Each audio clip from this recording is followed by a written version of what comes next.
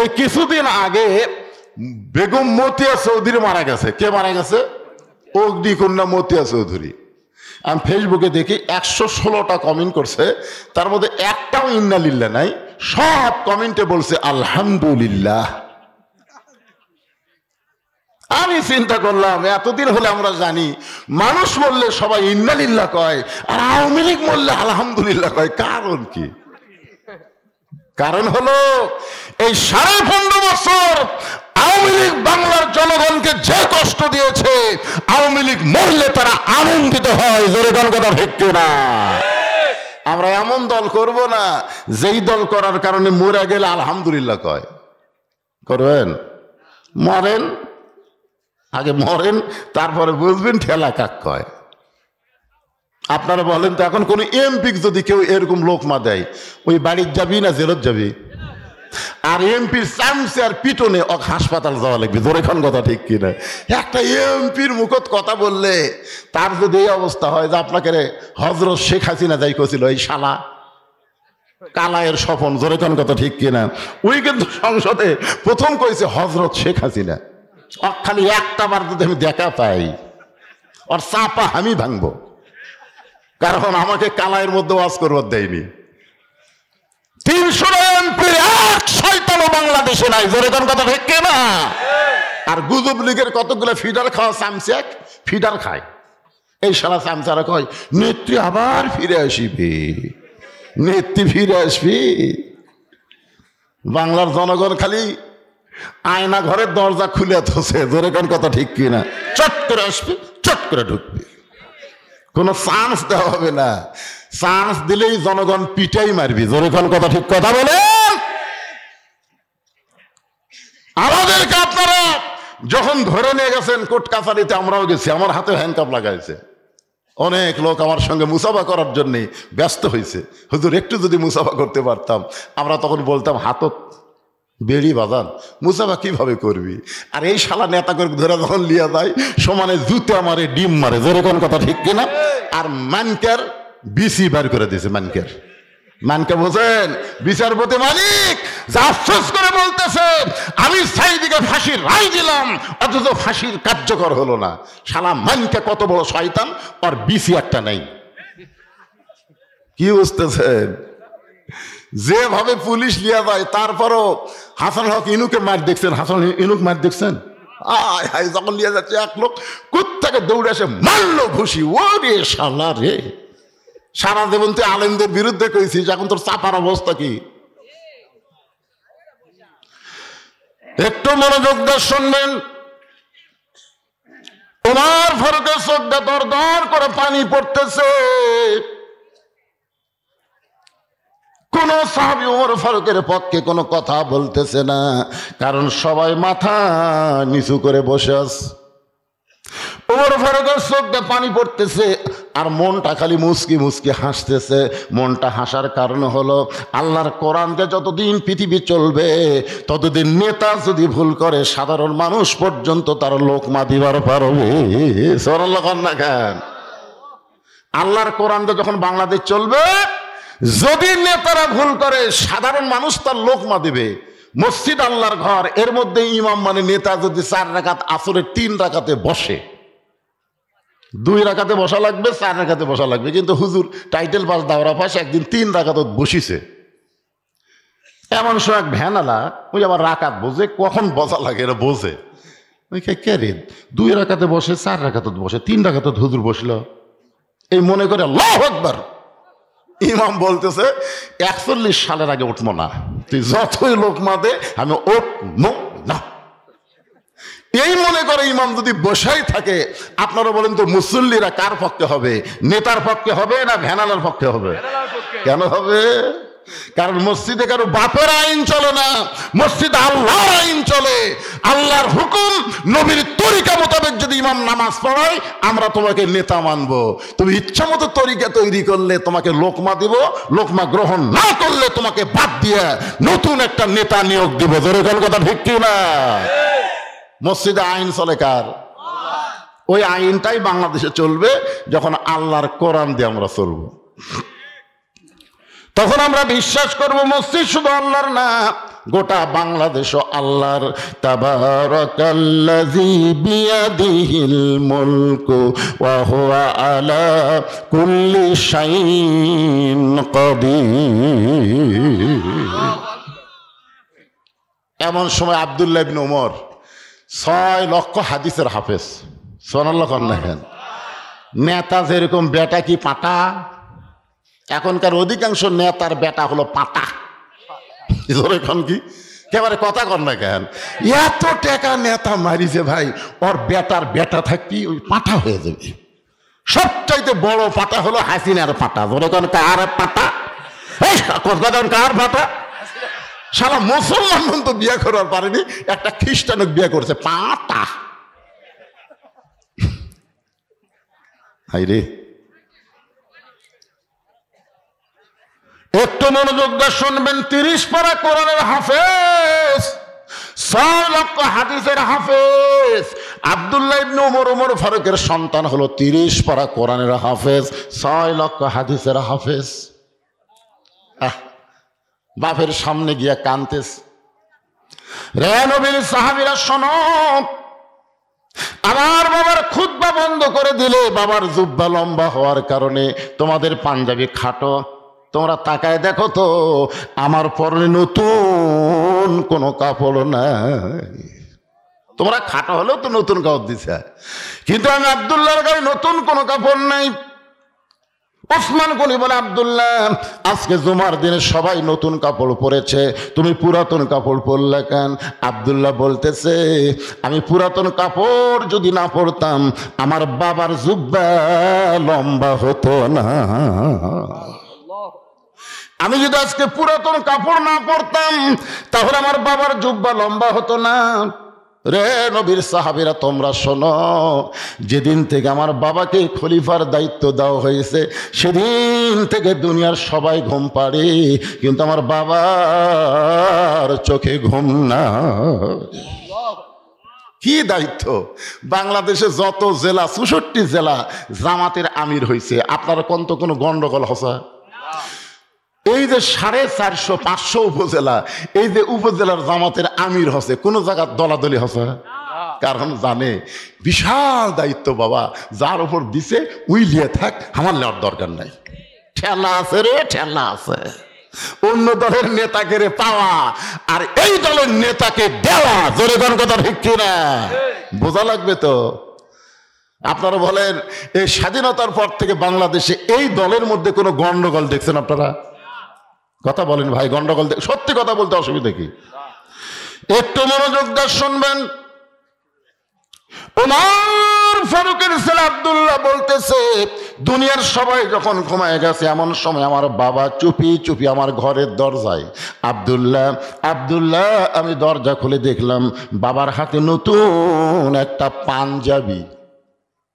আমি খুশি হয়ে বললাম, বাবা বাইতুল মাল থেকে আমার একটা পাঞ্জাবি দিচ্ছে, আপনি আর একটা দিবে রাখছেন। আসলে নেতার বেটা হওয়ার মধ্যে লাভ আছে। সঙ্গে সঙ্গে ওমর ফারুক কোরআন থেকে তেলাওয়াত করলেন, ইন্নাল্লাহা ইয়ামুরুকুম আন তুআদ্দুল আমানাতি ইলা আহলিহা ওয়া ইযা হাকামতুম বাইনান নাস আন তাহকুমু বিল আদল। আল্লাহু আকবার। ওমর ফারুক যে কোরআন থেকে তেলাওয়াত করলেন, আপনার বুঝতে পারছেন? বুঝেন না? আব্দুল্লাহ রে, বাইতুল মাল থেকে একটা পাঞ্জাবি পাইছিস, আমি তোকে আর একটা দিবার আসিনি বাবা, এইটা আমার ভাগে পড়েছে। এখন তুই বল, এই খাটো পাঞ্জাবি গায়ে দিয়া আগামীকাল যদি জুমার খুতবা দেই, মুসল্লির গায়ে যদি খাটো পাঞ্জাবি থাকে কোনো সমস্যা নাই, কিন্তু ইমামের জামাটা একটু লম্বা হওয়া দরকার। আপনাদের মসজিদের মুসল্লি যদি কেউ 7 গাওয়াত দেয় কোনো সমস্যা আছে? কেউ যদি গেঞ্জি গাওয়াত দেয় আসে?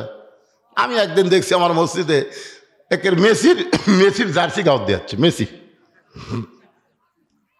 আমি কইলাম, খেরে বাদান আজকে জুমার দিন, তোমার কি পাঞ্জাবি নাই গেঞ্জি নাই? কাছে হুজুর, ঠিক মেসির জার্সি গাওয়াত দিছে। বুঝতেছেন না হুজুর, টাইম পাইনি, গাওয়াত আসছিল, চলে এসে। মুসল্লির গায়ে যে থাক কোনো সমস্যা নাই, ইমাম যদি 7 গাওয়াত দেয় খুতবা দিবার চায়, আপনাকে শুনবেন? পাঞ্জাবি লম্বা হলে যদি না হয় আমাদের মন খুশখুশ করে। সবার দাড়ি কামাইছে, ইমামের দাড়ি যদি এক মুষ্টির নিচে হয়, সবার দাড়ি কামাছে, কিন্তু ইমামের দাড়ি একটু খাটো, মাপতেছে মুঠ দিয়ে। একজন বলতেছে ফাসেক রে ফাসেক, এক মুষ্টির নিচে দাড়ি ফাসেক, তোর যে নাই, আমার না থাক, তাই বলে হুজুরের থাকা লাগবে না? কি খালি হুজুরের দোষ? ওমর ফারুক বলল, আব্দুল্লাহ তোর পাঞ্জাবি আমাকে দান করে দে বাবা, তোর পাঞ্জাবি আমার পাঞ্জাবি একত্র করে আমি একটা লম্বা জুব্বা বানায় খুদ্দুয়া দিবার চাই। আব্দুল্লাহ বলে, গভীর রাত্রে আমার পাঞ্জাবি আমার বাবাকে দান করে দিলাম, বাবার পাঞ্জাবি আমার পাঞ্জাবি একত্র করে বাবা লম্বা জুব্বা বানায় খুতবা দেয়। এখন বলো বাবার খুতবা শোনা যায় কি না যায়? সমস্ত সাহাবীরা চিল্লায় বলে, আল্লাহর কোরআন দিয়া যখন রাষ্ট্র চলবে তখন এমন ভালো মানুষকে নেতা হিসাবে দেখা যাবে। তাহলে ভালো নেতা দেখবার গেলে কার আইন? কথা বলেন, কার আইন? এই মানুষের তৈরি আইন দিয়ে আমাদের বাংলাদেশ চললে ভালো নেতা দেখা খুবই কঠিন। কঠিন না? এতক্ষণ একটা নেতার গল্প শুনলাম, এখন একটা কর্মীর ওয়াজ শোনেন। কোরআন যখন রাষ্ট্র চলবে তখন কর্মী কেমন হবে? আজকে আমি পুরুষ কর্মীর কথা বলবো না, আমি একটা নারী কর্মীর কথা বলবো। কারণ একটা মেয়ে যদি প্রকৃত নারী হয়, আল্লাহর আইন কোরআন যদি মেনে চলে, ওই নারীর পেট থেকে যে সন্তান হবে, ওই সন্তান আগামীর দিনে ভারতের বিরুদ্ধে গজওয়াতুল হিন্দের মুজাহিদ হবে। তোর কোন কথা ঠিক কি না? এখনকার ছেলেরা তো খালি তাকায় তাকায়, কি দেখতেছে? পুলিশ দেখতেছে, র্যাব দেখতেছে। আর আগামী যে সন্তান আসবে, র্যাব পুলিশের দিকে তাকাবে না, ওরা আল্লাহর দিকে তাকায় থাকবে। জনগণ কথা ঠিক কি না? তো একটা ভালো মায়ের দরকার আছে না নাই? এখন যেগুলো মা সামান্য একটু পেটের ব্যথা হলি উরে বাবারে মারে কান্দে, স্বামী কয় কি হয়েছে গো? কই প্রসব বেদনা মনে হয় উঠতেছে। তোমার বাচ্চা হতে এখনো 2 মাস বাকি, আগে থাকায় দিছি থাকি, তার মানে ওই সিজার করবি। জনগণ কি করে? আয় আপনার মাও সিজার করছে, মানে হামও সিজার করা লয়, ওটাও লয়। আমরা কিন্তু ছোট থেকে একটা গান শুনছি, কি বলবো প্রসবের কথা, মা বিনে সেই ব্যথা কেউ তো বুঝিবে না, মাজন ঠেকিয়া সন্তানের দায় অকালে মা মারা যায়, কেন সে মায়ের ভক্তি করবা না, এমন দরদি ভবে কেউ হবে না আমার মা গো। আর এখনকার মায়েরা সামান্য ব্যথা উঠলি কি করবি? কথা কন না কেন? কি করবে? সিজার করার বাচ্চারা কোনোদিন ভালো বাচ্চা হয় না, কারণ জন্মের আগেই এদের জন্ম হয়, জন্মের আগেই জন্ম। নর্মালি বাচ্চা হবে 2 দিন পর। ধরে কোন কয়দিন? 2 দিন পর সময় হলে ওই বাচ্চার ভিতর থাকবি, কারণ আর আসার সময় আছে আর ভিতর থাকবি, ওই সাড়া দিয়ে হোক বার হয়ে আসবি। কিন্তু যখন ঘুম পাড়তেছে তখনই ডাক্তারের কাছে গেছে, ডাক্তার বলতেছে নড়াচড়া করতেছে না, পানি টানি শুকে গেছে, কি করবেন ভাই, একটু কাঠ হয়েও আছে। তখন ছেলের সন্তানের বাপ বলতেছে, না আমার কলজার টুকরা বউকে আমি বিপদের মধ্যে ফালাবো না, কাটেন। সে কাটা দেখে ওই ঘুমের মধ্যে আসে। আর এক ডাক্তারকে ডাক দেখায়, ভাই পেট তো কাটনো রে, ই তো ঘুম পাড়তেছে, পাও ধরে বের কর, পেট কাটা পাও ধরে বের করে এইরকম একটা ঘুরেন দেয়। সঙ্গে সঙ্গে ওই বাচ্চার মাথার ঝাঁকি লেগে করে কান্দা ওঠে। এই যে মাথার ঝাঁকি খেলো, এই ঝাঁকি খাওয়ার কারণে ওই মোবাইল ছাড়া ভাত খায় না, মোবাইল ছাড়ার কান্না থামে না। জোরে কোন কথা ঠিক কিনা? আপনারা কি মনে করতেছেন যে বাচ্চা মোবাইল ছাড়া কান্না থামে না, মোবাইল ছাড়া ভাত খায় না, এই বাচ্চা কোনোদিন ইসলামী আন্দোলনের কর্মী হতে পারে না? জোরে কোন কথা ঠিক কিনা? এই যে কি মালি হবি ভবিষ্যতে ভাই। ভারত বাংলাদেশ যখন যুদ্ধ লাগবে, আমাদের বাংলাদেশের 100% জন আওয়ামী লীগ, যুবলীগ, ছাত্রলীগ ওরা ভারতের পক্ষে যাবে। জোরে কথা কন না কেন?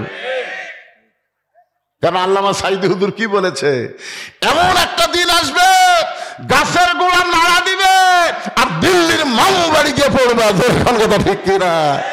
কারণ এই দলের মামু বাড়ি হলো দিল্লি। বুঝতে পারতেছেন না? হ্যাঁ, আল্লাহ রাসূল বলেছেন গজওয়াতুল হিন্দ, এমন একটা মুসলমানের যুদ্ধ হবে, সেই যুদ্ধে হিন্দু আর মুসলমানের যুদ্ধ চলবে। ওই যুদ্ধে মুসলমানের জীবন যাবে, কিন্তু মুসলমান পরাজিত হবে না। ধরে কান সুবহানাল্লাহ। আমাদের সামনে সেই দিন আসতেছে ভাইজান। আমি পরশুদিন বলেছি, ওয়াজটা আমার ফেসবুকেও গেছে, ইউটিউবে গেছে। আমি ডক্টর ইউনুসকে বলেছি যে যাদের বয়স 20 থেকে 30 তাদেরকে 3 মাসের ট্রেনিং দেন, আর্মির ট্রেনিং দেন। সেই সমস্ত যুবকদেরকে নিয়ে এসে 3 মাস আর্মির ট্রেনিং দিয়ে ছেড়ে দেন। আমাদের হাতে ট্রেনিং থাকলে লাঠি দিয়া ঝাঁটা দিয়া ওই শালা মারওয়ানের বাচ্চাদের আমরা সাইজ করবো। জোরে কথা বলেন। আমার এই ওয়াজ শোনার পরে অনেক ভারতের লোকরা চিন্তা করতেছে, না রে, কি মনে করতেছেন? আল্লাহর বান্দার একটু মনোযোগ দিয়ে শুনবেন। কোরআন যারা এমন হবে আপনারা বুঝতে পারলেন এখন কর্মী কেমন হবে। আমি একটা নারী কর্মীর বলার পিছনে কারণ হলো আমার অনেকগুলো মা বোনেরা পর্দার মধ্যে বসে আছে। ধরে কোন ঠিক কিনা? একটু মনোযোগ দিয়ে শুনবেন। আব্দুল কাদের জিলানী রহমতুল্লাহ আলাইহি জান্নাতুল বাকি জিয়ারত করতেছেন। মদিনার সবচাইতে বড় গোরস্থানকে বলা হয় জান্নাতুল বাকি। হজ করছেন কোন সালে বলেন? 17 সালে আমার বাপ জানো হজ করছে। আমি গেছিলাম 11 সালে। রাসূলুল্লাহ রমজান পাশের সবচাইতে বড় গোরস্থান, তার নাম হলো জান্নাতুল বাকি। যে জান্নাতুল বাকির মধ্যে কম পক্ষে 10,000 সাহাবী ঘুম পাড়তেছে। সুবহানাল্লাহ, জোরে কর না কেন? 10,000 সাহাবী। আমাদের বাংলাদেশে ঘোড়া সার মাজার, লেদা সার মাজার। তা আমি চিন্তা করলাম যে এই লেদা শাকে, তো বলছে যে হুজুর আল্লাহর ওলি যে ঘোড়া চলে যাচ্ছিল ওই ঘোড়া এটি লাগিয়েছে, এই লাতকে সুন্দর করে ঢাকা দিছে। অলির ঘোড়ার লাত, এর নাম হচ্ছে লেদা শাহ। আর 1-2 কিলো গেলে দেখবেন ঘোড়া শাহ, মানে ওই ঘোড়া যেটি মরিছে পুঁতে থসে ওটা হচ্ছে ঘোড়া শাহ। হাইরে বাংলাদেশ, যে দেশে সাহাবীদের কোনো কবর নাই, ভণ্ডদের কবরকে আল্লাহর ওলি বানাইছে। ধরে কোন কথা ঠিক কিনা ভাইজান? 10,000 সাহাবী ঘুম পাড়তেছে, ওই জান্নাতুল বাকি জিয়ারত করতেছেন আব্দুল কাদের জিলানী রহমতুল্লাহ আলাইহি।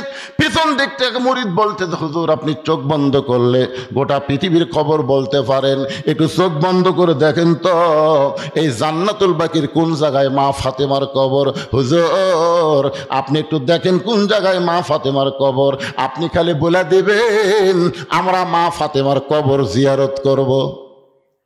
আব্দুল কাদের জিলানী ছোট বাচ্চার মতন কান্না শুরু করে দিলেন। মুরিদরা বলে হুজুর কান্দেন কেন? বলে কান্দার কারণ হলো চোখ বন্ধ করলে খালি দুনিয়ার খবর আমি জানি না, আল্লাহ পাক আমাকে এমন যোগ্যতা দান করেছে, জালিকা ফাদলুল্লাহি ইউতিহি মান ইয়াশা। আল্লাহ তাআলা এমন একটা যোগ্যতা আমাকে দান করেছে, আমি চোখ বন্ধ করলে আল্লাহর আরশ পর্যন্ত দেখতে পাই।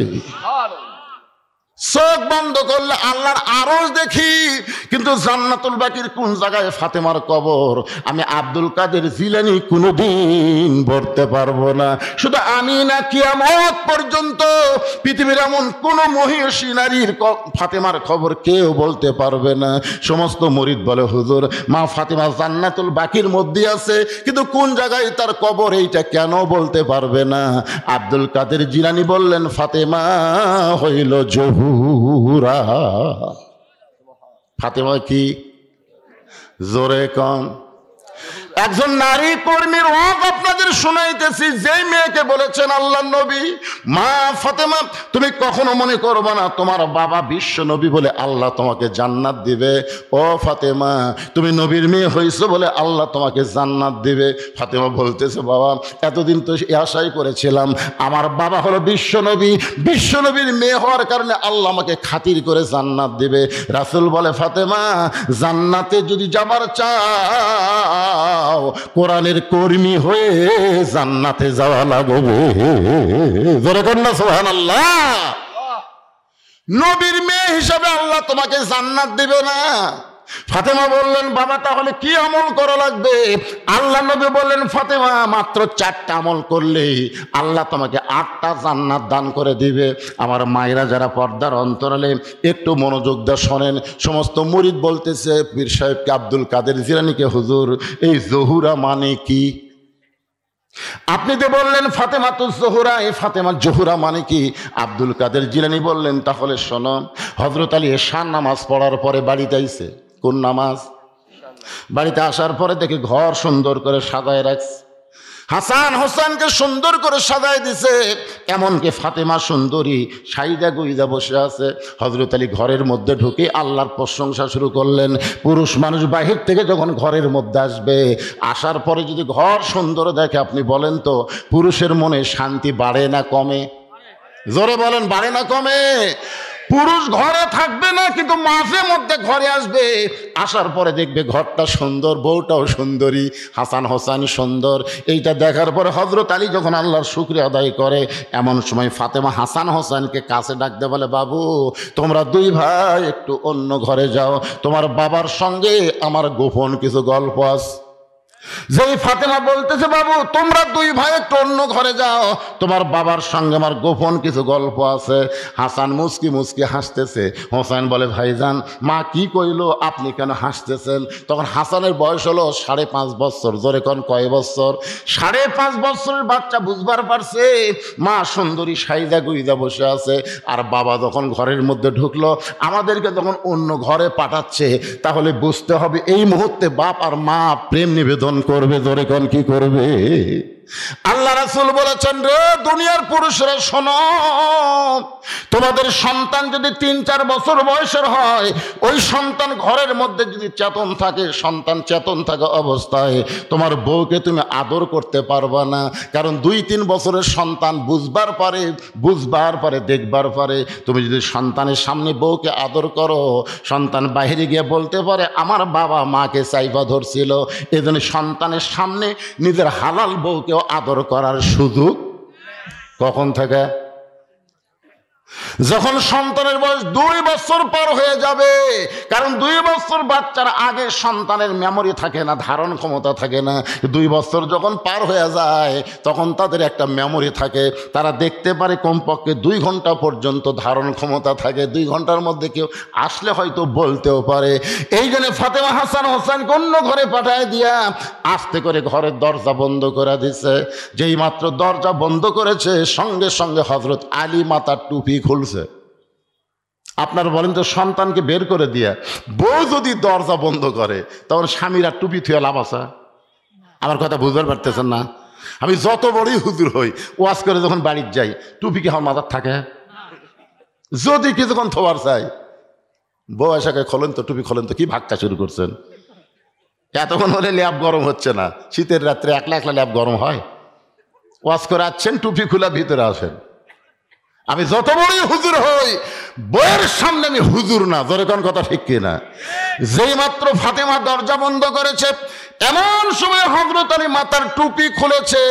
টুপি খুলে 2 কানা হাত বাড়ায় দেয়, বলে ফাতেমা আজকে 6 মাস আগে নবী দুনিয়া থেকে বিদায় নিয়েছে। এই 6টা মাস হলো তুমি এমন করে কোনোদিন সাজতে দেখি নাই, তুমি এমন করে সন্তানকেও সাজায় দাও নাই, তুমি এমন করে হাসান হোসেনকে বের করে দরজা বন্ধ করেও দাও নাই। আজকে বুঝবার পারছি 6 মাস পরে হয়তো তুমি স্বামীর সঙ্গে প্রেম নিবেদন করবা। সঙ্গে সঙ্গে ফাতেমা ছোট বাচ্চার মতন কাঁদতেছে। আলী বলে, ফাতেমা কান্দো কেন? ফাতেমা দৌড়ে এসে স্বামীর বুকের মধ্যে মাথা ঢোকায় বলে, স্বামী গো, আর কোনোদিন ঘর সাজাবার পারবো না, আর কোনোদিন সন্তানকে সাজাই দিবার পারবো না, আর কোনোদিন সাইদা গুইজা আপনার সামনে দাঁড়াবার পারবো না। কারণ আজকে গভীর রাত্রে ফাতেমার মৃত্যু হবে। যেই মাত্র কইছে গভীর রাত্রে ফাতেমার মৃত্যু হবে, গাছের গোড়া কাটলে গাছটা যেমন ঠাস করে পড়ে যায়, হযরত আলী তেমনি পড়ে গেলেন ঘরের মাঝায়। মা ফাতেমা মুস্কি মুস্কি হেসে স্বামীর মাথাটা উরাতের উপরে নিয়ে কপালে একটা চুম্বন দিয়ে বললেন, স্বামী গো, এমন করে আপনি কাঁদবেন না, কারণ আসলে যাইতে হবে। এই যুবকেরা, তোমরা সবাই একটু জবান খুলে বলো তো, আসলে? আরো জোরে কও। আজকে আমরা বাংলার মুসলমান, যাওয়ার চিন্তা করি না, খালি থাকার চিন্তা করি। আপনি বলেন তো আবু সাইদ ওই যাইয়া লাভ না থাকা লাভ? আবু সাইদের বাপ সাংবাদিককে কি বলছে? আবু সাইদ যখন বেঁচে আইছিল, এক সন্ধ্যা ভাত পাই, 2 সন্ধ্যা পাই না। ই মরে যাওয়ার পর হায় হায় হায়, ডক্টর ইউনূস যায় দিছে 14 লাখ, জোরে কোন কয় লাখ? জামাতের আমির দিছে 8 লাখ, বিএনপির ফখরুল ওই যায় দিছে 7 লাখ, যাই আসতেছে লাখ লাখ লাখ লাখ। একজন কইছে আবু সাইদের বাবার 3 তলা বাড়ি বানা দেবো, এক ব্যবসায়ী, আর 5 তলা। ওই কই মোরাই ভালো রে, বেঁচে থাকতে খাবারই পাইনি, আর মরিয়া গেলে কি হসে ভাই?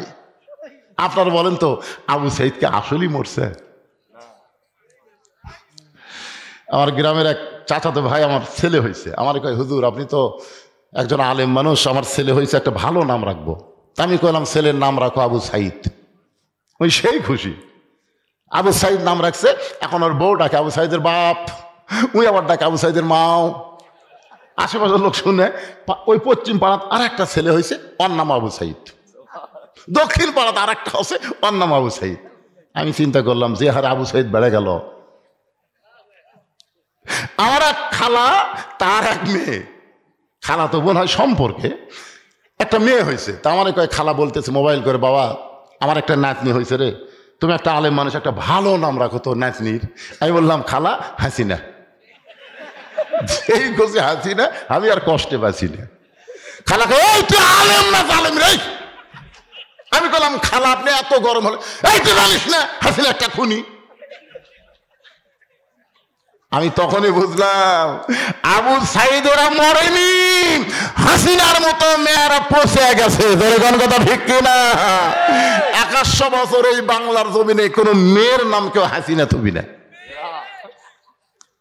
এই জন্য আল্লাহ কোরআনে বলেন ওয়ালা তাকুলু লিমান ইউকতালু ফি সাবিলিল্লাহি আমওয়াতুন বাল আহইয়াউ ওয়ালাকিন লা তাশউরুন।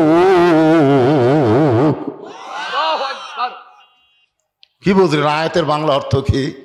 আল্লাহ রাস্তায় যাদেরকে হত্যা করা হবে, আপনারা আবু সাইদের ভিডিও দেখছেন? কি গুলি করছে? আমি নিজে ভিডিও দেখতেছি, প্রথম গুলি লাগলো, ওই একটা বারে ও মারে ও বাবারে না, কোন কথা নাই, কে রে গুলি লাগলো, কোনো সাউন্ড নাই, আবার গুলি করছে, আবার খাড়া আছে।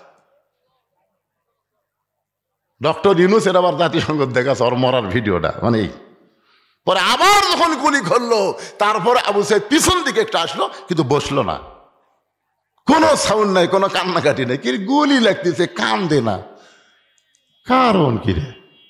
পরে বন্ধু বান্ধব এসে যখন ধরলো, তারপরে ওই পড়লো।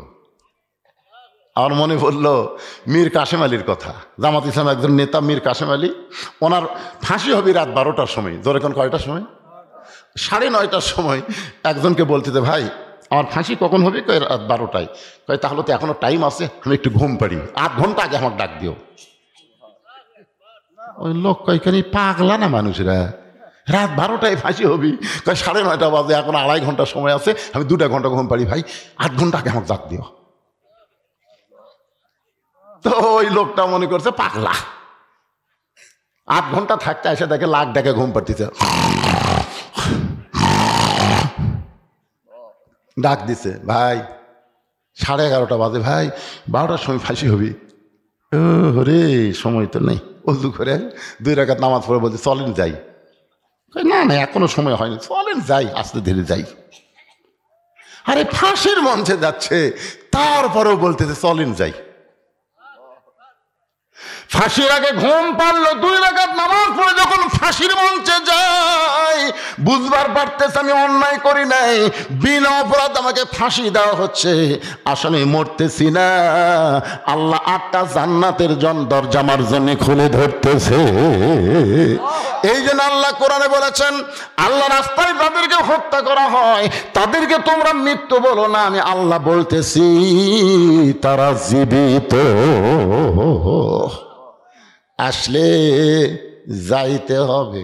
ও স্বামী, আমি আমার বাবার মুখে শুনেছি কিয়ামত পর্যন্ত আপনার চাইতে জ্ঞানী কোনো ব্যক্তি দ্বিতীয়ত দুনিয়া থেকেও আসবে না। আপনারা বলেন তো জাকির নায়েক কন আর সাইদি হুজুর কন আর যতগুলো আলেম কন, মিজানুর রহমান কন, আলীর মতন জ্ঞানী কেউ কিয়ামত পর্যন্ত দুনিয়াতে আসবে? কেমনে বুঝলেন? আল্লাহ রাসূল বলেছেন, আনা মাদিনাতুল ইলমে ওয়া আলিউ বাবুহা। আমি হচ্ছে ইলমের শহর, আলী হচ্ছে তার দরওয়াজা। জোরে কোন সুবহানাল্লাহ। ফাতেমা বলতেছে, আমি আমার বাবার মুখে শুনেছি, আলী আসাদুল্লাহিল গালিব, কিয়ামত পর্যন্ত আলীর মতন শক্তিশালী বীর এই পৃথিবীতে আর কেউ আসবে না। সুবহানাল্লাহ কোন না জ্ঞান। তাহলে জ্ঞানীর দিক দিয়ে হযরত আলী কয় নম্বর? শক্তির দিক দিয়ে। আর মরার কথা শুনে আপনি এরকম পড়লেন, আপনি তো মূর্খ না। কারণ শিক্ষিত মানুষ মাত্রই জানে আসলে যাওয়া লাগবে, মরার কথা শুনলে সে চিন্তাই করবে না। কারণ আমরা দুনিয়াতে তো থাকার জন্য আসিনি ভাই, আমরা তো যাওয়ার কথা বলে যাচ্ছি। জোরে কোন কথা ঠিক কিনা? আমরা আল্লাহ কি বলছি, দুনিয়াতে আমরা 5 তলা 7 তলা করে আর আসবো না আল্লাহ, এই কথা কইছি। তা আসার পরে আপনি খালি বারবার রড দেখতেছেন। কি দেখতেছে ভাই? নিয়ত আছে 6 তলা, বারে 5 তলা হচ্ছে, রড বাইর করে তুছি আর একটা তালা। 2 ফেরেশতা কয়, শয়তান যতই তুই 5 তলা দেখ, তোর ঘর হলো নিচতলা। নিচতলা, 1 তলা না, 1 তলা না, নিচতলা। কি বুঝতেছেন? যাওয়ার কথা মনে আছে? ফাতেমা বলে, স্বামী গো, এমন করে আপনি কাঁদবেন না, কারণ দুনিয়া থাকার জায়গা না, আসলে যাইতে হবে। ওগো স্বামী, আজকে গভীর রাত্রে যখন আমার মৃত্যু হবে, মরার পরে 3টা চাওয়া আপনার কাছে। কয়টা? আলী কান্দার বলে, ফাতেমা দুনিয়াতে গরিব ছিলাম বলে তুমি কিছুই চাইলা না। আপনার বলেন তো, হযরত আলী ধনী ছিল না গরিব ছিল? কেমন গরিব? একজন বলতেছে খুব গরিব। হযরত আলীর জীবনী পড়েন, জীবনে পড়েন, তিনি কেমন গরিব ছিল। আরে নবীর সামনে এসে দাঁড়িয়ে থাকতো, আল্লাহ রাসূল বলতেন, আলী খিদে লাগছে, বলে যদি আপনি বোঝেন। রাসূল বলে খাওয়া নাই। খাওয়া নাই যেই রাসূল কইছে, আলীর 1 মুহূর্ত থাকেনি, না খায় ঘুম পাড়ছে। আল্লাহ নবী বলে খাওয়া আছে, আলী খায়, না থাকলে না খায়। যখন ফাতেমার বিয়ের বয়স হলো, নবীর চোখের মধ্যে পানি। আল্লাহ বলে, হাবিব কেন কাঁদতেছেন? বলে, আমার খাদিজা বিবি যখন দুনিয়া থেকে বিদায় নেয়, তখন ফাতেমার হাতে আমাকে ন্যস্ত করেছে। মা খাদিজা যখন চলে গেছে, যাওয়ার সময় ফাতেমাকে ডাক দিয়ে বলছে, মা আমি তো চলে যাচ্ছি, আমি থাকা অবস্থা তোর বাবার দেখাশোনা করছি, কিন্তু আমি চলে গেলে কে দেখবে মা? ফাতেমা বলতেছে, মা আপনি কি বলতে চান? খাদিজা বলে, ফাতেমা তোমার বাবার দায়িত্ব আমি তোমার হাতে দিয়ে গেলাম। আল্লাহ বলে, হাবিব আপনার যেই ফাতেমা আপনার দায়িত্ব নিয়েছে, সেই ফাতেমাকে আপনি দূরে বিয়ে দিয়ে থাকতে পারবেন? নবী বলে, আল্লাহ আমার কাছে তেমন কোনো যোগ্য পাত্র তো আমি দেখি না। আল্লাহ বলে, চোখের সামনেই ঘুর ঘুর করে, চোখের সামনেই। নবী কয়, কে রে? আমার চোখের সামনে কে ঘরে রে? তাকায় দেখে, মাথা তুলে দেখে আলী খাড়ায় আছে। রাসূল কয়, আল্লাহ কাল গরিব কেউ নেই রে। আমি তো বাপ হয়ে ফাতেমা তেমন কিছুই খাওয়ার পারিনি, মনে করছিলাম ভালো জায়গা বিয়ে দেবো, স্বামীর বাড়ি যে খাবি, কিন্তু এই মালটা তো আমার থেকে খায়, মানে নবীর কাছে চায় খায়। নবী ডাকতে বলে, আল্লাহ মুখের সামনে যাকে দেখতে পাই, এই গরিবের সঙ্গে বিয়ে দিতে আমি ফাতেমারে পারবো না। আল্লাহ বলে, আপনি না পারলে কি হবে? আমার বান্দা সমূহের ভিতরে আলীকে আপনার মেয়ের জন্য পছন্দ হয়েছে। এখন বলেন, আল্লাহ যদি পছন্দ করে, নবী কি করবেন? নবী কি করবেন? মা ইয়ান্তিকু আনিল হাওয়া ইন হুয়া ইল্লা ওয়াহয়ু ইউহা। ওই আলীর সঙ্গে যখন ফাতেমার বিয়ে দিবেন, নবী একটু রাগ করে ডাকলেন, আলী এই শোন তো শোন, কেন আমার মুখের সামনে সবসময় ঘুর ঘুর করিস কেন? তা আলী বলতেছে, হুজুর আপনি তো জানেন আপনার সব সময় কাছে থাকার লোক আমি, কারণ আমার বাবা আবু তালেব যখন দুনিয়া থেকে বিদায় নিয়েছে, আমার বাবা নবীর চাচার নাম কি? আবু তালেব। তখন আমার মাথা হাত দেয়, বলছে আলী রে, আলী আমি চলে যাচ্ছি বাবা, আমার এতিম ভাস্তার একটু দেখাশোনা করিস। আলী কিন্তু তখন খুবই ছোট, তারপরও বাবা আলীর হাতে নবীর দায়িত্ব দিয়ে গেছে। ধরে কোন সুবহানাল্লাহ, সুবহানাল্লাহ। ওগো আল্লাহর নবী, আমি কি দূরে যাব? রাসূল বলতেছে দূরে না তো আরো নিকটে নিব। আলী বলতে তো হুজুর কেমনে? বলে আমার কলিজার টুকরা ফাতেমার সঙ্গে তোকে বিয়ে দিব। নবী তাকায় দেখে আলী মাটি, এই বুড়া লোক মাটির মধ্যে দিয়া, মানে খুশির চোটে, বুঝতে। রাসূল কয় আলী কি খবর? আমার মনের মধ্যে একটা আশা ছিল। কে পাগলা, তুই আমার চাচাতো ভাই, তোর মনের মধ্যে আশা কেমনে জাগলো? সুবহানাল্লাহ না কেন? আচ্ছা, আশা জাগানোর মালিককে? আপনাকে মনে কি আশা জাগে যে আগামীতে কিছু একটা পরিবর্তন বাংলাদেশে হবে? আশা জাগে একটা পরিবর্তন। শোনেন, আর কোন মেয়া মানুষের ক্ষমতা আমাকে বাংলাদেশে আমরা দেখবো না। যখন কথা বল লাগে, কারণ মুজিবুর রহমান মরদ মানুষ, জিয়াউর রহমান মরদ মানুষ, এরশাদ চাচা মরদ মানুষ। যখন কথা ঠিক। এরপরে ভাই আমি যতবার হজ করবার গেছি শান্তি নাই। ওই দাম্মা মতো হজ করবার গেছি, রিয়াদে গেছি, আল কাসেমে গেছি, অনেকে।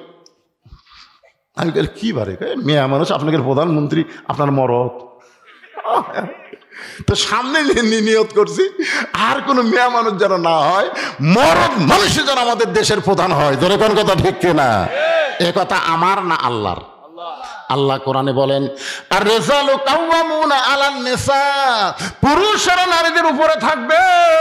রাসূল বলেছেন, মা তারাকতু বাদি আলা উম্মতি ফিতনাতুন আদাররাল রাসূলু মিনান নিসাই, রাওয়াহুল বুখারী কিতাবুল ফিতান। আল্লাহ রাসূল বলেছেন, আমার পরে আমার উম্মতের জন্য সবচাইতে বড় বিপদ হলো পুরুষ মানুষের জন্য নারী নেত্রী হওয়া। এটা কি আমার কথা কি রাসূলের কথা? আমার কথা না, আল্লাহর কথা। কথা একটু হুহা করা লাগবে। কার কথা? একটু মনোযোগ দিবেন। ফাতেমা বলে, স্বামী গো, আমি দুনিয়া থেকে বিদায় নেওয়ার পর আমার 3টা চাওয়া আপনাকে পুরা করা লাগবে। আলী কান্দের বলে, ফাতেমা দুনিয়ার জীবনে গরিব ছিলাম বলে তুমি কিছুই চাইলা না, আজকে রাত্রে মারা যাবে, তুমি কি চাও ফাতেমা? বলে, আমার 1 নম্বর চাওয়া হলো রাতের অন্ধকারে মৃত্যুবরণ করব, রাতের অন্ধকারেই আমাকে দাফন করা লাগবে।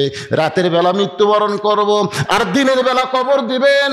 ফাতেমার কবর কেউ দেখলে ফাতেমার পর্দার খিলাফ হয়ে যাবে, এই জন্য রাতের বেলায় আমাকে কবর দিবেন।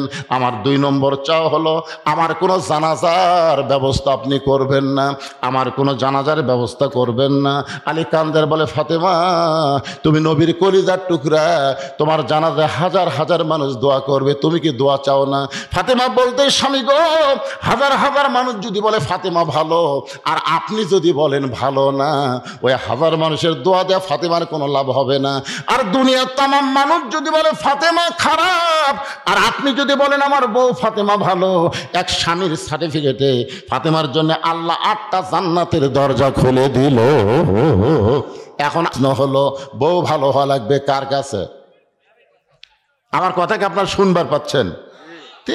এলো মেলো ভাব কেন? এর আবার কি দিলে রে বাবা?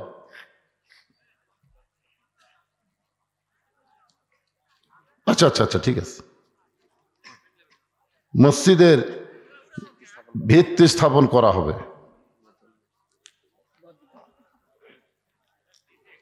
না না না, অসুবিধা নেই। আপনার যদি টাকা না দেন মসজিদ হবেই, বিশ্বাস করেন। মসজিদ ইব্রাহিম আলাইহিস সালামের যখন বাঁচলো না, কাবাখানটি তৈরি করার পর যখন বাঁচলো, তখন বলতেছে আল্লাহ যে সামান্য যে পাথরের কুটাকুটি বাঁচলো, এটা কি করবো? ছিটা দাও। ইব্রাহিম আলাইহিস সালাম ছিটা দিল। তো এখন বলতেছে আল্লাহ আমি মানুষে কদ্দুর ছিটা দিলাম? আল্লাহ কয় তুমি খালি মারছে আর আমি সব জায়গা ফেলে দিছি। পৃথিবীর যে জায়গা ওই পাথরের একটা পড়ছে, সেই জায়গাতে একটা আল্লাহর ঘর হবি ইনশাআল্লাহ। আপনাকে এটা এখানে পড়ছে দেখে তো মসজিদ হচ্ছে। এখন যদি ভাঙ্গা নতুন করে করবার চান, আপনারা যদি নাও দেন তাও মসজিদ হবি ইনশাআল্লাহ। জোরে করেন ইনশাআল্লাহ হবি। আপনারা দানের কথা শোনা লাভ দিয়ে উঠবেন না, এই দানের কথা শোনা লাভ দিয়ে উঠবেন না। প্যারালাইসিস হয়ে আপনি মরবেন। আপনি বইয়ের হাতে গুড়ি খাবেন, বেটার বউ আপনাকে লাগতে দিই। হ্যাঁ, এই শালা বুড়া মরে না ঘেরে। আর বউ কবি কিছুই করার পারে না, এক খামাখা সেবা করে আমার লাভ কি? সত্যি বিশ্বাস করেন, এই ওয়াজ শুনতে শুনতে যদি লাভ দেওয়া ওঠে আপনার যে প্যারালাইসিস হবি, এই ব্যাপারে কোনো সন্দেহ নেই। মসজিদের দান বাক্স মুখের সামনে দিয়ে যায়, যায় কে যায় না? কথা কান, যায় কে যায় না? যায় না? আপনার মুখের সামনে দান বাক্স আসে না? এ বা কথা কান, আসে না? আপনি তখন কি হিসাব করেন? পকেটে 500 টাকার একটা লোট আছে, 200 টাকা আছে, 100 টাকাও আছে, কিন্তু 10 টাকা নাই। আপনি দেখতেছেন কি 500, 200, 100, 10 টাকা নাই। তখন আপনি কি করেন? এই 3টা লোটের মধ্যে একটা লোট দেন। এমন জোরে মারছেন যে 4 জন পার হয়ে গেছে। ওরা 4 জন কিন্তু আপনার মারাতে বেদার হয়নি, ওরা বলতেছে যারে তোর হাতত বল আছে রে। তখন 2 কান্দের ফেরেশতা কয় আল্লাহ আল্লাহ, ও আল্লাহ আল্লাহ। আল্লাহ কয় কি রে? কয় এই শালার কান্দত আমি থাকবো না। আল্লাহ বলে কেন? বলে থাকে লেখমুখী, তার পকেট ভরার টাকা থুয়ে তোমার দান বাক্স ঠেলা মারছে, এর লেখমুখী, এর তো লেখার আমি খুঁজে পাচ্ছি না। তখন আল্লাহ বলতেছে তোরা লেখ যে দান বাক্স ঠেলা মারলো, ওই দান বাক্স ঠেলা মারনি, ওরা জীবন থেকে ওই জান্নাতক ঠেলা মারছে। তা আপনারা মসজিদের কথা শুনলে যদি লাভ দা ওঠেন, ওঠেন। ঘর কার? একটা কথা খেয়াল করবেন, এটা কোনো মানুষের ঘর না, ঘর হচ্ছে আমার আল্লাহর। জোরে বলেন ঘর কার? আরো জোরে বলেন ঘর কার? আপনি বেশি দেবেন না পারলেও 10 টাকা হলে আপনি দিবেন, এই নিয়ত আপনাকে করতে হবে। আপনার জীবনের শেষ দান হতে পারে। জোরে কোন কথা ঠিক কিনা? হতে পারে। আমি এখানে আসার পরে আমাকে বলছে হুজুর আপনি একটু গামছার কালেকশন করে তারপরে ওয়াজ করেন। আমি বললাম না, আমি কিছুক্ষণ ওয়াজ করি। এমনি আমার আগেকার বক্তা কালেকশন করতেছিল, আমি আসে আবার শুরু করে দেই। এরা মনে করি বক্তা গিয়েছে টাকা আদায়ের জন্য, এই জন্য চিটা পাতানো আমি তুলে দিছি।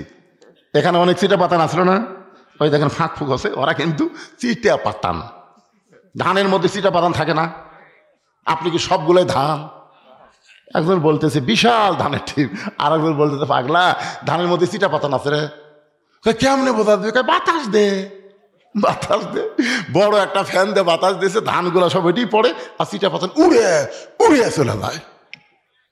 তখন বলে এত চিটা পাতান কি কর্ম? কয় সব ঝাড় দিয়ে হাসালত নিয়ে যা, ভিতরে দে, মাল ভিতরে দে। আর এই ধানগুলো সব কান্দত করে গোলার তোল। এখানে যারা বসে আছেন দানাদার ধানের মতন, আর যারা চলে গেছে চিটা পাতান, যা তোর টাকা আল্লাহর ঘরের দরকার নাই। জোরে কোন কথা ঠিক কিনা? তুই হাসালের চুলের যাবি, তুই জাহান্নামের মধ্যে ঢুকবি। এই জন্য মুমিনদের একটা বৈশিষ্ট্য হলো আল্লাহ দেওয়া রিজিক থেকে, সম্পদ থেকে আল্লাহ রাস্তায় দান করা। আল্লাহ কোরআনে বলেছেন ওমা তুনফিকু মিন শাইইন ফি সাবিলিল্লাহি ওয়াফা ইলাইকুম ওয়া আনতুম লা তুযলামুন। এই দাড়িশন দক্ষিণ পাড়ার কারা কারা আছে হাত তোলেন তো। দাড়িশন দক্ষিণ পাড়ার কে রে? ওই দুটো আবার খাড়া হয়ে পিছনে, ওরা তো বসেনি। একেবারে আপনারা দাড়িশনের দক্ষিণ পাড়া কেউ নাই? নাই, আসলেই নাই। আচ্ছা দাড়িশন দক্ষিণ পাড়ার বাহিরে কারা কারা আছেন তারা একটু হাত তোলেন তো, যারা বাইরে কারে। আচ্ছা সব লোকই বাহিরের। আচ্ছা বাহিরের যারা আছেন, আপনারা কি চাচ্ছেন যে এই দক্ষিণ পাড়ার মসজিদটা ভাঙ্গিয়া নতুন করে আবার মসজিদ হোক? এটাকে আপনারা চান? কারণ পৃথিবীর যেখানে আল্লাহর ঘর থাক, ঘর কার? আপনার পাড়া তো। আর দাড়িশন দক্ষিণ পাড়া যেখানে আল্লাহর ঘর থাকবে বুঝবেন এটা আল্লাহরই ঘর। তো এখন গ্রামের লোক যে কেন আসলো না আল্লাহ ভালো জানে। এই ধারের যারা বসে আছে আপনারও বাহিরের, সব বাহিরের। এ বাগান এই কয়টা আবার যায় কে? এই সময় যায় কেউ? তোমরা কি মনে করতেছে আমি গেল আদায় করবে যাচ্ছি? ওয়াজ কর্ম রে পাগলারা। একজন নারী কর্মী কেমন হওয়া লাগবে? কোরআন দিয়ে যখন বাংলাদেশ চলবে, আমাদের মেয়েরা পরিমণি হবে না ফাতেমা হবে। আজকে কোরআন থেকে দৃশ্য দেখা লাগবে। জোরে কোন কথা ঠিক কিনা? আমাদের ছেলেরা তো পরিমণি চাচ্ছে, পরিমণি হবে গামছা গাউদা ড্যান্স মারবি। যেদিন আল্লাহর কোরআনটা বাংলাদেশ চলবে সেদিন ভুল কালে আর দেখবার পাবেন না। এমন ভাবে ঢাকবি ভাই, দেখার কোনো উপায় নাই। আমি সে আলোচনায় করতেছি আলহামদুলিল্লাহ। তো এই ফাঁকে যখন এটা দিছে, আপনাদের মধ্যে এমন কোনো আল্লাহর বান্দা আছেন যারা বাইরে থাকাচ্ছেন, গামছা দেন, ভিতরে গামছা দেন। বাইরের লোককে জোর করে আদায় করা যাবে না, এরা বড় কষ্ট করে এমনি ওয়াশন বেড়াচ্ছে। গামছা দেন, ব্যাগ দেন, যিনি যা পারে 10, 20, 50, 100 টাকা একটু যা পারবেন আল্লাহর রাস্তা আপনার দিবেন না ভাইজান? 5 মিনিটের মধ্যে আদায় কমপ্লিট করে তারপরে চিটা পাতার যা আছে সব চলে যাক, অসুবিধা নেই। আপনারা দানাদার হয়ে বসে থাকেন, ওয়াজ শেষ করে আমি মোনাজাত করবো ইনশাআল্লাহ। দেন এই ব্যাগলা নামিছে কেরা আদায় করার লোক গাড়ি শোন নাই, নামো বাগানের নামো। হ্যাঁ দেন, সবাই বার করেন, যার যেমন সাধ্য হয়। কেউ যদি মনে করেন জীবনের শেষ দান আর হয়তো দান করার সুযোগ আমার হবে না, 500 দেন, 1000 দেন, 100 দেন, যাই যা পারেন আল্লাহর রাস্তে দান করবেন। আর কেউ যদি বাকি দেন, আল্লাহ মসজিদের ভিত্তি নতুন করে স্থাপন হবে। কেউ যদি মনে করেন হুজুর আমার বাড়ি অন্য পাড়ায় হলে কি হবে, আমি দারিশন দক্ষিণ পাড়ার মসজিদে 10 বস্তা সিমেন্ট দেব, 2000 টাকা দেব, 5 বস্তা সিমেন্ট দেব, 2 বস্তা সিমেন্ট দেব, তাহলে এখানে লিখে দিবার পারবেন। এখানে কাগজ কলম আছে, হইচই না করে আপনারা কেউ সুন্দরভাবে আদায় করেন বাবা, হইচই না করে। কে? এই তো কাগজ কলম নিয়ে এসে মিন্টু, সরাবাড়ির মিন্টু। আপনার বাড়ি সরাবাড়ি? লিল্লাহে তাকবীর। সরাবাড়ির মিন্টু 1000 টাকা দান করেছে আল্লাহর ঘরে। আল্লাহ মিন্টুর দানকে আল্লাহ আপনি কবুল করেন। আল্লাহ নেক নিয়ত নেক আশা পুরা করেন, আল্লাহুম্মা আমিন। আপনাদের মনে এরকম কারো দয়া হয় যে আমরা দক্ষিণ পাড়ার দারিশন দক্ষিণ পাড়ার মসজিদে আমি একটা 1000 টাকা দেবো, 2 বস্তা সিমেন্ট দেবো, যদি এরকম মন কারো চায় তাহলে এখানে সে লিখে দেবার পারেন।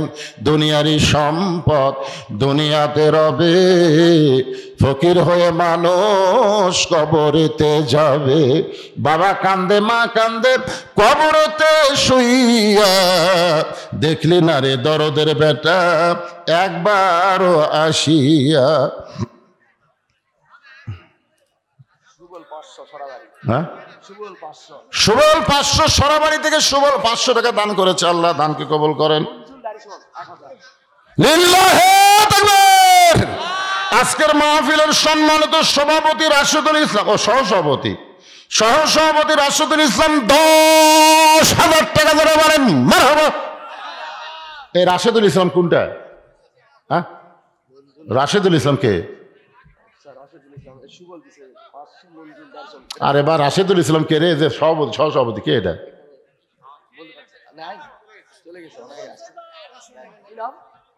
আপনি কি সভাপতি? আপনি একটা কোন কয় হাজার? 40,000 দিবস আছেন না। আজকের মাহফিলের সভাপতি 40,000 টাকা দিবেন, বলেন মারহাবা বলেন। এই বসেন না কেন, বসেন না কেন, যাই চলে যায় যাক। আপনার একটু সামনের দিকে আসেন তো, আসেন আসেন। মহিলা প্যান্ডেলে কে আদায় করবে? যাওয়া লাগবে, বিশ্বস্ত লোক। আবার এই দিক দিয়ে টাকা তুলে আর একদিক দিয়ে আউট হবেই চলবে না।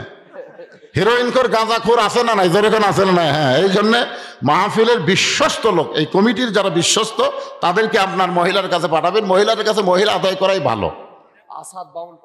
আসাদ বামনপাড়ার 2000। দেখেন এই পাড়ার লোকের এখন পর্যন্ত দিচ্ছে না। বামনপাড়ার আসাদ 2000 টাকা দান করবে। আল্লাহ আসাদের দানকে আল্লাহ আপনি কবুল করেন। আল্লাহ নেক নিয়ত নেক আশা পুরা করেন, আল্লাহুম্মা আমিন। আমিন আমিন আল্লাহ আমিন। দানকারীর জন্য হও তুমি জান্নাতের জামিন। একটু জিকির করেন লা ইলাহা ইল্লাল্লাহ, লা ইলাহা। সভাপতি আসছে এখানে। কোথায়? এই সহসভাপতি কোনটা রে? মাশাআল্লাহ। না আপনি দিলেন 10,000 টাকা, তো আমি চমকে উঠল। আর দিয়ে পারছেন না, পরে দিবে। মসজিদ একবার ভাঙ্গা ফেলা দেন, কাজ বন্ধ থাকবে না? থাকবে। আপনার কোন বাংলাদেশের কোনো মসজিদের কাজ শুরু করে কাজ হয়নি এরকম কোনো মসজিদ আছে? ইনশাল্লাহ হবে, এখানেও হবে ভাই। এই গ্রামের এমন কিছু জামাই আছে, অনেক চাকরাজীবী আছে, আছে না নাই? ভাঙ্গা ফেলা দেন, ভাঙ্গা আগে ফেলা দেন। আপনি মনে করেন টেকায় জমেনি, কিসের ভাঙকে যদি মনে করে আমার ছেলের কামাই নাই, বিয়ে কেমনি করামো, ওই জীবনে ছেলে বিয়ে করা পারবি না, আমার ছেলে নষ্ট হয়ে যাবে। এই জন্যে আপনি বিবাহ করান রেজেকের মালিককে, আপনি মসজিদ ভাঙ্গেন তৈরি করে দেওয়ার মালিককে। আল্লাহওয়ালার মাধ্যমে আল্লাহ মসজিদ নির্মাণ করে নেবে ইনশাল্লাহ। রাসূল বলেছেন যে আল্লাহর ঘর বানায়, আল্লাহ সঙ্গে সঙ্গে তার জন্য জান্নাত একটা ঘর বানায় দেয়। ধরে কোন সুবহানাল্লাহ। কবে আপনি জান্নাতে যাবেন? এখনই আপনার নামে আল্লাহ জান্নাতে ঘর বানাবে, খালি মসজিদে দান করবেন। মসজিদের ক্যাশিয়ার কে? মসজিদের ক্যাশিয়ার এই ফাঁকাটা বন্ধ করেন না কেন? এখনই ওয়াজ শুরু হবে। পিছনে যে ভাইরা বসে আছেন, আপনারা একটু দাঁড়ায় আছেন, একটু বসেন তো ভাই। এই পিছনের ভাইরা একটু বসেন ভাই, বসেন বসেন, সবাই বসেন।